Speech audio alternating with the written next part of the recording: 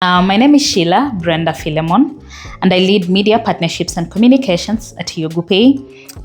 My role is to shape how YoguPay is seen, trusted, and adopted across different jurisdictions.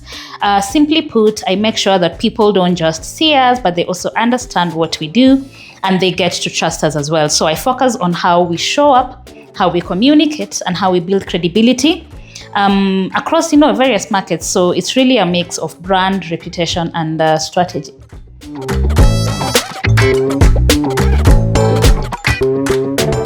My thought process always starts with, what does this actually mean for the person I want to talk to or the person I'm talking to? Because fintech can get really technical sometimes and very ambiguous.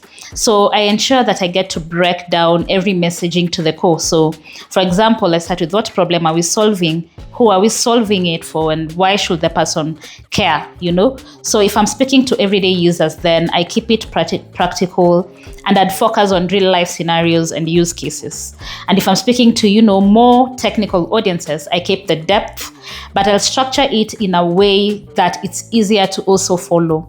The goal, whenever crafting messages for the fintech audience, is normally make the message clear without losing meaning, and also without the message losing its integrity, because we operate in a highly regulated area.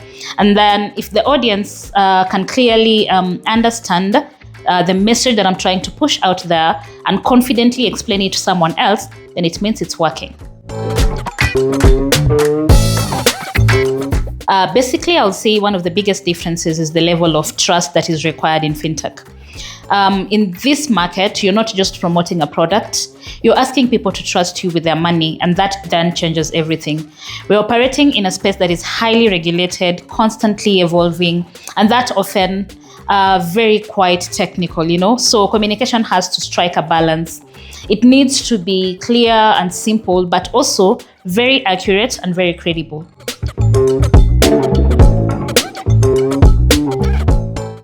I think I'll say one is treating communication as an afterthought. And I'll say a lot of companies focus on building the product first and only think about communications when it's time to either launch or when something goes wrong. And sadly, by then, they're already playing catch up instead of, leading the narrative. So the reality is that communications really should be part of the process from the onset, because it helps shape how the product is understood, how it is positioned, and how it's even adopted, like I said earlier. The other big mistake that I think I've seen is overcomplicating messaging. Especially in fintech, there is a tendency to, sound overly technical or sophisticated or, but if your audience has to understand you or has to really work hard to understand you, then it means you've already lost them. One, if you're curious, you're adaptable, and you're genuinely interested in how ideas shape perception and impact, go for it.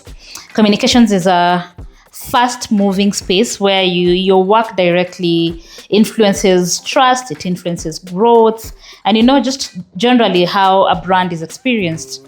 So if you want to join us, come ready to think, ready to learn, ready to strategize, and ready to make an impact.